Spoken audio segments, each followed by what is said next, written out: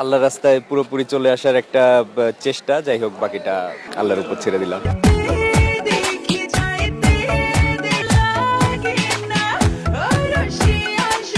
হঠাৎ হারিয়ে যাওয়া নায়ক আসিফ ইমরোজের জীবনে কি ঘটেছিল ভাবতে পারো। এক সময় যার সঙ্গে মাহি আর দিঘির মতো নায়িকারা কাজ করেছিল, যার সামনে ছিল বড় পর্দার রাজত্ব করার সুযোগ, সেই মানুষটা হঠাৎ করে সিনেমা জগৎ থেকে উধাও। হ্যাঁ, বলছি চিত্রনায়ক আসিফ ইমরোজের কথা। কিন্তু প্রশ্ন হচ্ছে, তিনি কোথায় গেলেন, কেন হঠাৎ সিনেমা ছেড়ে দিলেন, আর এখন তিনি কি করছেন? চলো পুরো গল্পটা জানি। মানে বাবার একমাত্র ছেলে হিসেবে এখন আমারই দেখাশোনা করতে হয়, এই আর কি। কেরিয়ার শুরু ও পরিস্থিতি। আসিফ ইমরোজের খুব বেশি সিনেমা না করলেও শুরুটা কিন্তু খারাপ ছিল না ভাই। তিনি কাজ করেছেন জনপ্রিয় অভিনেত্রী মাহিয়া মাহি এবং প্রার্থনা ফারদিন দিঘির সঙ্গে। এই দুই বড় নামের সঙ্গে কাজ করা মানে ইন্ডাস্ট্রিতে নিজের জায়গা তৈরি করার বড় সুযোগ। অনেকেই তখন ভাবছিল নতুন একটা ফ্রেশ হিরো এসেছে, হয়তো ভবিষ্যতে বড় কিছু করবে, কিন্তু হঠাৎ গায়েব।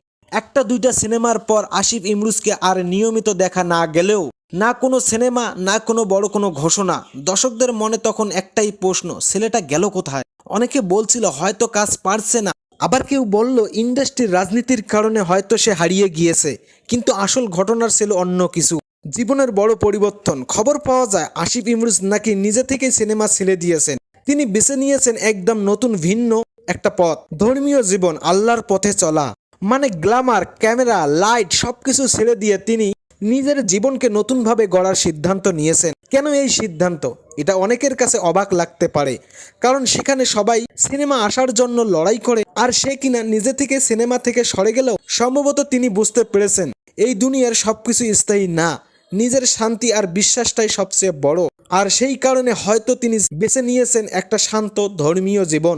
ফ্যানদের প্রতিক্রিয়া। এই খবর শোনার পর অনেক ফ্যান অবাক, কেউ বলছে এত ভালো সুযোগ নষ্ট করলো, আবার কেউ বলছে এটা তার নিজের সিদ্ধান্ত, রেসপেক্ট করা উচিত। আসলে সত্যি কথা হলো, সবাই নিজের জীবনের পথ নিজেই ঠিক করে। শেষে একটা কথা বলি, আসিফ ইমরোজ হয়তো এখন আর সিনেমায় নেই, কিন্তু তার সিদ্ধান্ত একটা বড় মেসেজ। সফলতা শুধু ক্যামেরার সামনে না, নিজের ভেতরে শান্তিতে সফলতা আছে ভাই। একটা কথা মনে রাখিও, এ জীবন ক্ষণস্থায়ী আর পরজীবন চিরস্থায়ী। তার এই সিদ্ধান্ত ঠিক ছিল, নাকি তাকে আবার সিনেমায় ফেরা উচিত? কমেন্ট করে জানাও।